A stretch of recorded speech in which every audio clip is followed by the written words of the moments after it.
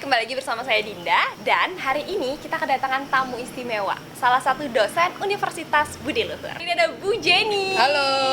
Gimana Baik. Bu kabarnya? Alhamdulillah sehat. Dinda sehat? Alhamdulillah sehat. Dan kali ini sesuai tema kita bakal ngebahas mengenai revolusi mental nih Bu. Baik. Nah menurut Ibu sendiri nih Bu nih, yang pakarnya, Bukan pakar dari pakar. Budi Luhur ya. Bukan pakar. Ya, gimana sih Bu mengenai revolusi mental pada saat ini? Baik, terima kasih Dinda atas pertanyaannya. Sebelum kita bahas lebih jauh ya, mungkin kita harus memahami pemaknaannya dulu ya. Oke. Revolusi itu suatu perubahan secara mendasar, tapi dia punya pengaruhnya besar. Sedangkan mental itu terkait dengan watak atau karakter manusia gitu. Jadi revolusi mental itu adanya perubahan yang mendasar dari watak manusia ya, untuk memberikan perubahan yang besar seperti itu ya, kalau yang saya pahami terkait revolusi mental. Nah, terkait karakter atau watak itu dia kan harusnya dijewantakan dengan sikap dan perilaku ya. Tapi sumber dari karakter itu sendiri dipengaruhi oleh dua hal. Yang pertama oleh referensi ya, referensi lingkungan di mana kita tinggal ya, keluarga, nilai-nilai value yang ada di keluarga, di lingkungan masyarakat, lingkungan pendidikan, tempat kita sekolah ya, tempat kita bekerja dan sebagainya. Kemudian yang kedua itu dari referensi apa yang kita baca, apa yang kita lihat, nah, termasuk media sosial begitu Dinda. Itu bisa mempengaruhi nilai-nilai yang ada di diri kita. Karena sebetulnya ya manusia itu bisa menyerap segalanya. Dia bisa menyerap segala macam informasi. Tetapi kita yang harus mampu memilah-milah informasi tersebut sehingga bisa mempengaruhi hal-hal positif ke diri kita. Kalau kita yang pilih nilai positif ya, jadi positif yang masuk ke diri kita. Oke. Ya, nah apalagi di zaman global seperti ini, di mana penggunaan media sosial sangat besar pengaruhnya, dan kita lihat sekarang pergerakan berita hoax itu marak gitu, sehingga sulit bagi kita hari ini untuk memilah-milah mana berita yang bersumber dengan baik, dengan benar gitu ya, mana berita yang tidak jelas sumbernya gitu. Berarti banyak orang yang terdoktrin juga ya Bu ya. Ya. Berarti pengaruh media sosial untuk revolusi mental saat ini tuh sangat berperan penting ya Bu ya, sangat besar perannya ya. Sangat besar perannya media sosial, karena di situ banyak value ya, banyak nilai ya, yang bisa kita lihat, kita tonton. Kalau kita nggak punya nilai yang kuat, base-nya karakter yang kuat ya, kita bisa masuk ke dalam itu gitu. Bahkan menjadi bagian dari korban teknologi itu sendiri. Nah, kalau mau bahas revolusi mental, harusnya kita yang memberikan trendsetter nilai, bukan kita yang dipengaruhi. Maka ada istilah, kita boleh membaur tapi tidak melebur gitu. Oke, ya boleh. Kita boleh membaur tapi tidak boleh melebur. Betul. Iya sih. Jadi pada intinya kita harus punya value pribadi ya Bu ya, Ya, maksudnya ketahanan diri ya, betul, nilai diri ketahanan sendiri. nilai diri sendiri, dan itu dibentuk dengan keluarga.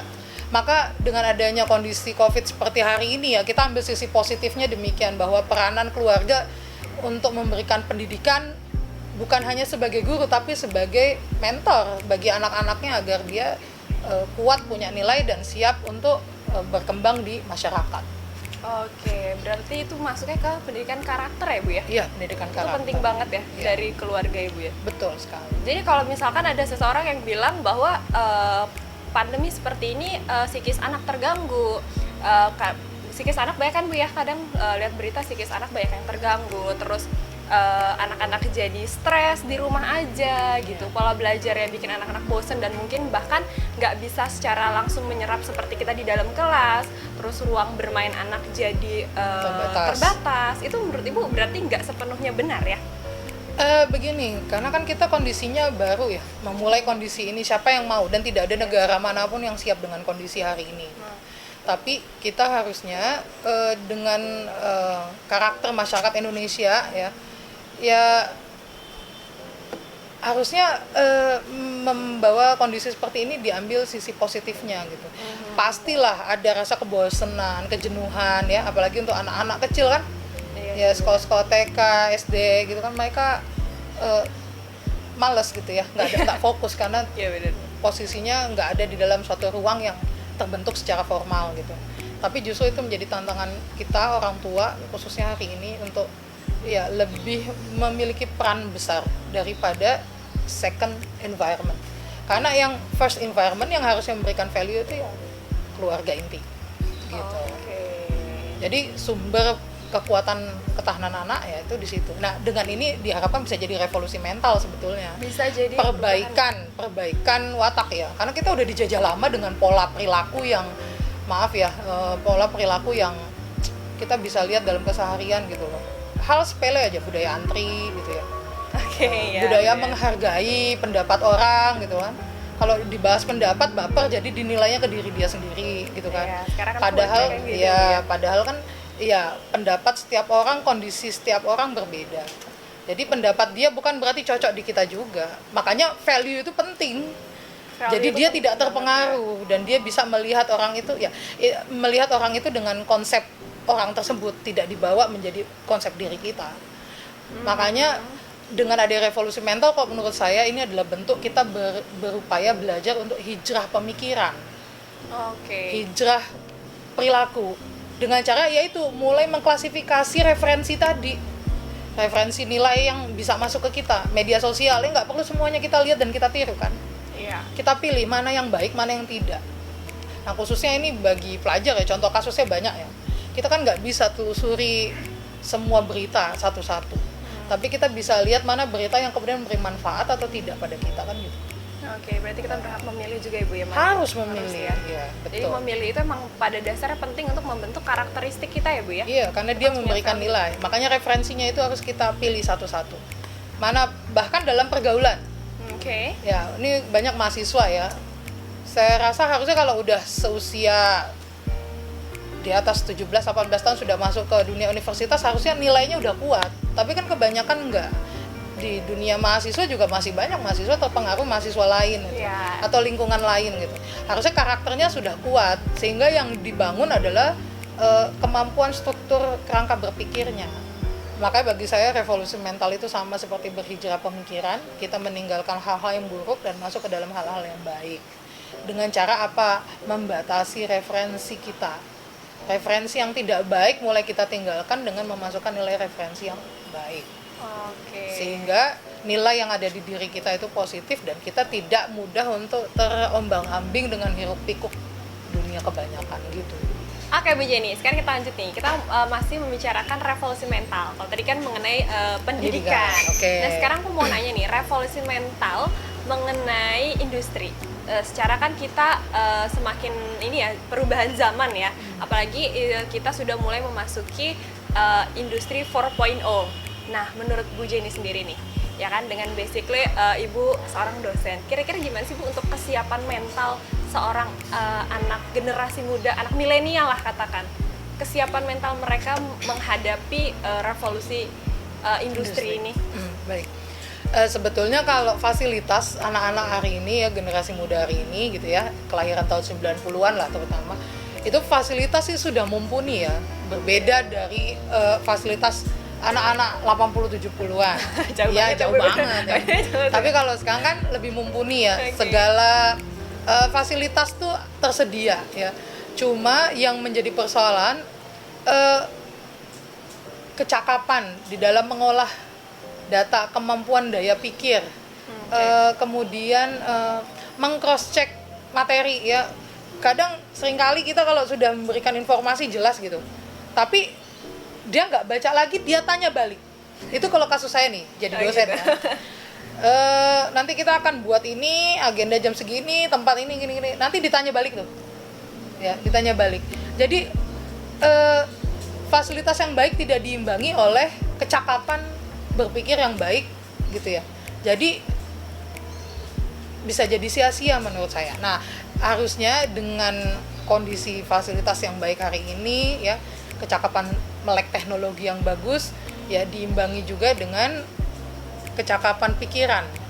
Sehingga ya tadi balik lagi ke masalah pendidikan, penting bagi si anak untuk ya belajar value, ditutor oleh orang tua agar dia bisa ajak dalam berpikir gitu loh. Jadi nggak terbawa terombang-ambing oleh pengaruh teknologi. Ya contoh melalui media sosial misalnya.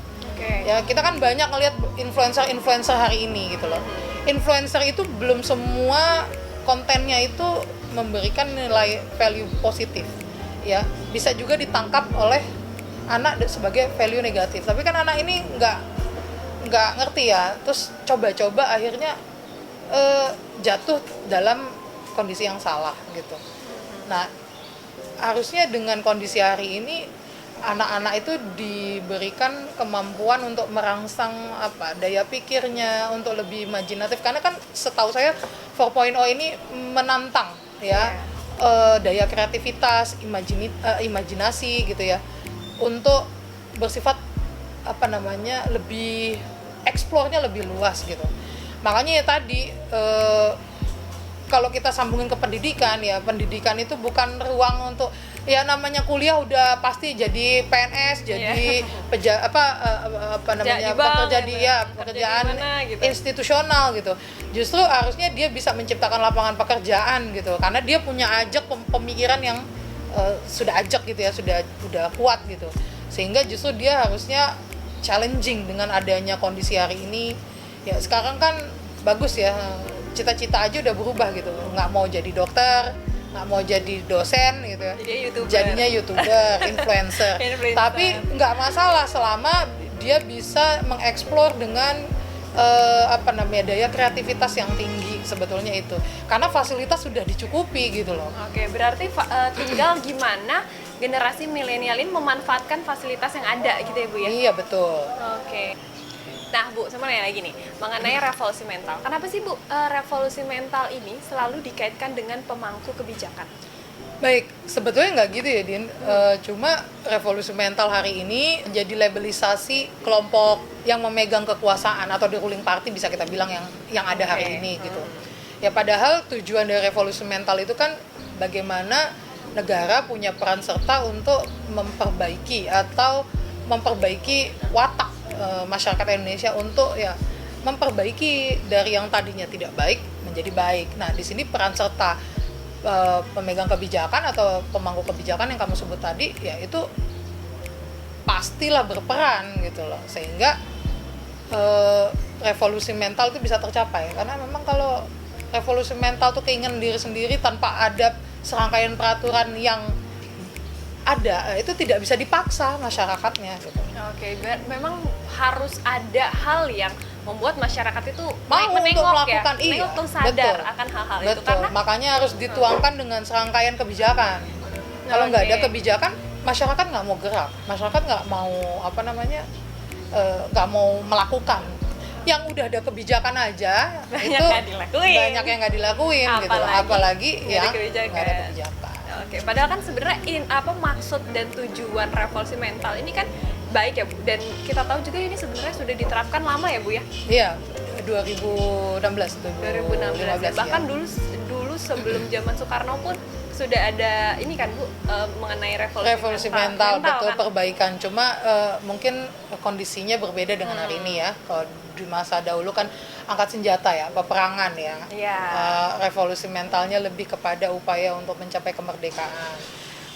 Tapi lebih mudah, kalau menurut saya lebih mudah dijalani karena punya kepentingan dan tujuannya sama. Nah, kalau hari ini hiruk pikuknya banyak, kepentingan dan tujuannya bisa bermacam-macam gitu loh.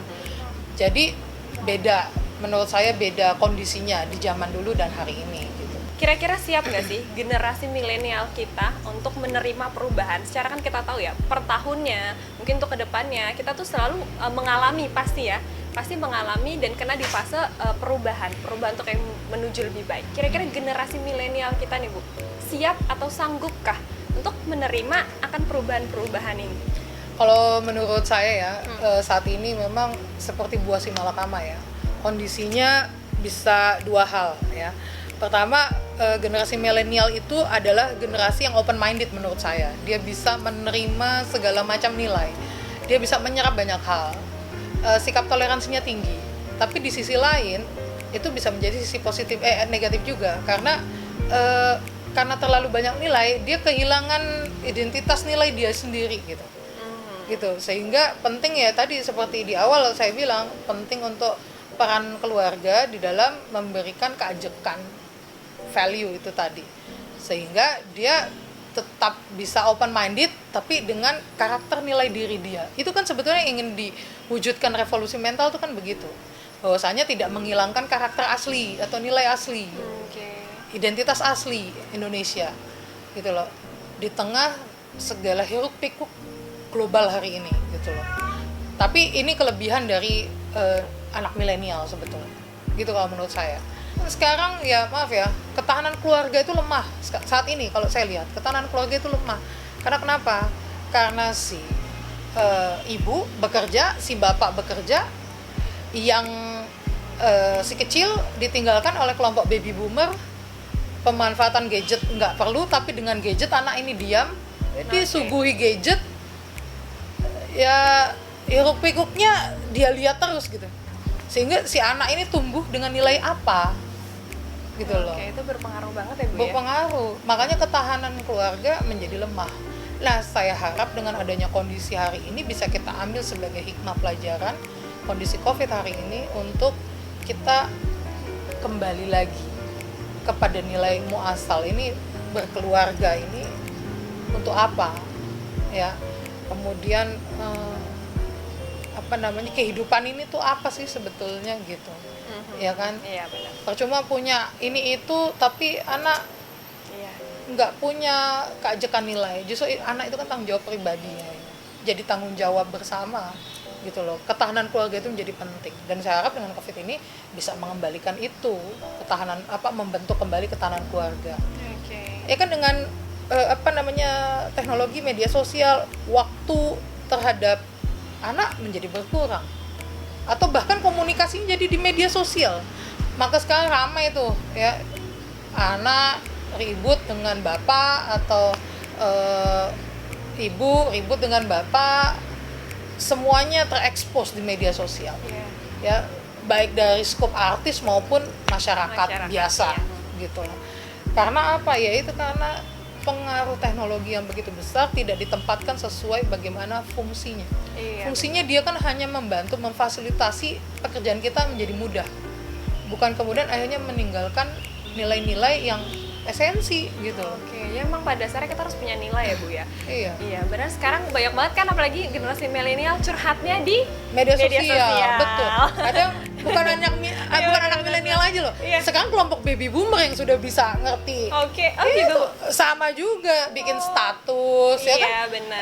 Bikin udah terjadi pergeseran. Nilai. Tidak, skupnya tidak lagi melihat tahun. Sikap milenial ini bahkan baby boomer jadi X, Y, ya Z udah jelas ya. Kelompok-kelompok itu bergeser nilainya gitu loh. Makanya itu yang sebenarnya dibilang salah juga mungkin penempatan nilai kurang tepat ya. Bahkan Dinda, saya punya kenalan baby boomer usia 60.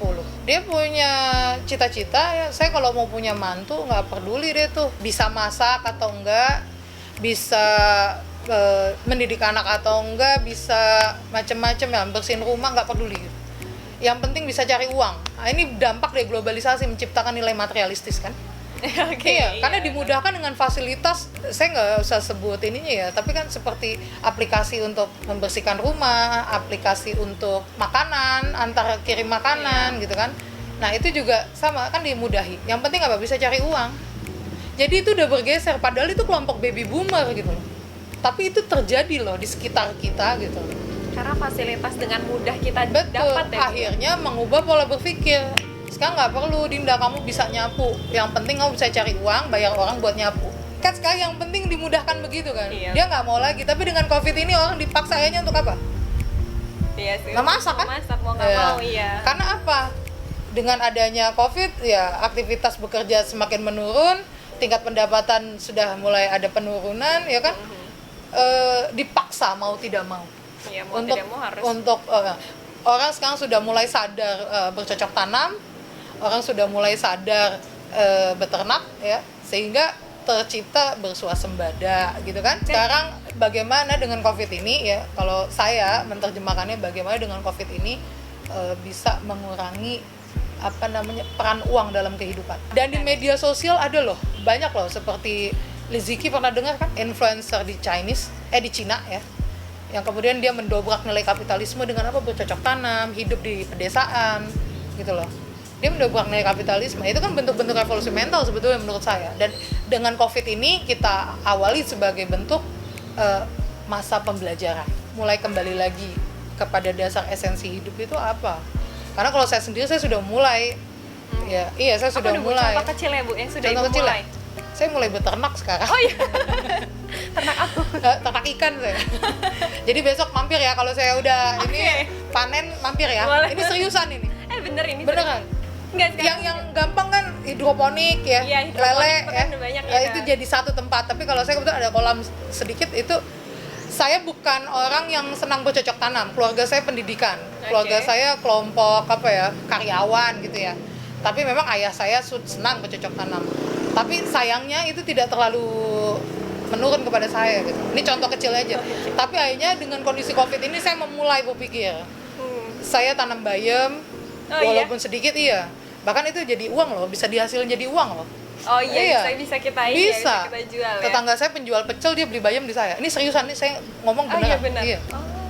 Iya, kemudian meskipun tidak banyak dan bukan menjadi pekerjaan utama, setidaknya kita tahu bahwa kita bisa berperan sesuatu dan menghasilkan sesuatu walaupun kondisi COVID hari ini menyekat ya. Iya, pas banget nih, revolusi mental banget nih ya.